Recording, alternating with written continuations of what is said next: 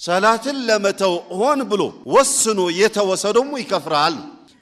ይሄ ሶስቱም አኢማዎች ሐንበልያ፣ ማሊክያ፣ ሻፊዕያ የተስማሙበት መስአላ ነው። ስለመገደሉ ተስማምተዋል። የሚገደለው በምን ምክንያት ይገደል የሚለው ነው ልዩነታቸው። ከፊሎቹ ክዷል ብለን እንግደለው አሉ። እነማን? ኢማሙ አህመድ ክዷል ብለን ነው የምንገለው አሉ። ኢማሙ ሻፊዒ ወኢማሙ ማሊክ ነው ክዷል ብለን አንገለውም፣ እንግዳውሳ ተዕዚረን ነው የምንገለው አሉ። ልክ የሆነ ወንጀል የሰራ ነፍስ ያጠፋ ሲገደል ክዷል ተብሎ አይደለም የሚገደለው ነፍስ ያጠፋው፣ እንግዳውሳ ማስተማሪያ ነው የሚገደለው። እንደዛ ነው መገደል ያለበት። የሰውዬ ለሌሎቹ ለማይሰግዱት ሰዎች ማስተማሪያ ሊሆን ዘንዳ ይገደላል። ኢማሙ አቡ ሐኒፋ ረህመቱላህ ዐለይሂ ካፊር ነው ማለለም ይገደልም ማለለም፣ እንግዳውሳ እኔ የምለው አሉ እንግዳውስ ምን ይሁን እስር ቤት ይቀመጥ እስኪሰግድ ወይንም እስኪሞት፣ አራቱም አደጋ። ولذلك እዚህ ደረጃ ስለሚደርስ ኢብኑ ባዝ ረህመቱላህ ዐለይሂ ወደ ሐንበልያው ስለሚያዘነብሉ ምን ብለው አሉ? አኽሻ ዐለይከ አልኩፍራ፣ ክህደትን እፈራልሃለሁ አሉት። ኢዘን ኢኽዋን ስንቶቻችንን አላርም በፕሮግራማችን መሰረት ሞልተን የምንተኛው?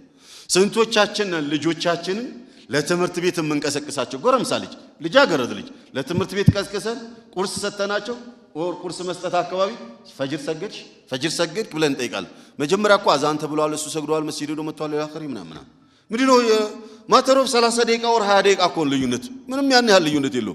ልጆች ላይ በረካ ቢጨምር ልጆችን ስኬታማ ቢያደርጋቸው ንቁ ቢያደርጋቸው እንጂ ምንም አይጎዳቸው።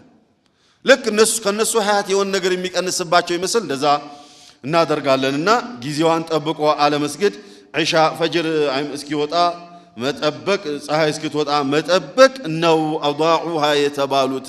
እነዚህ ደግሞ فسوف يلقون غيا ማለት እነሱን ነው እንጂ ጭራሹን የተሆነ አይደለም ይላሉ ሰዒድ ኢብኑ المسيب رحمه الله عليه.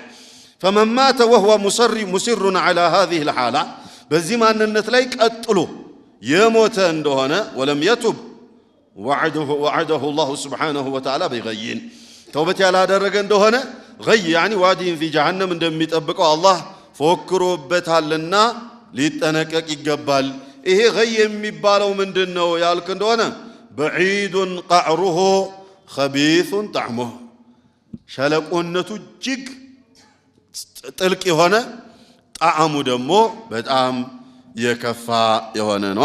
قال سبحانه وتعالى في آية أخرى فويل للمصلين ሰጋጆች ወየውላቸው አለ። ሰጋጁ ሆኖ ለምን ወየውለት ያልክ እንደሆነ ቀጥሎ ያመጣው ይፈስራል። الذين هم عن صلاتهم ساهون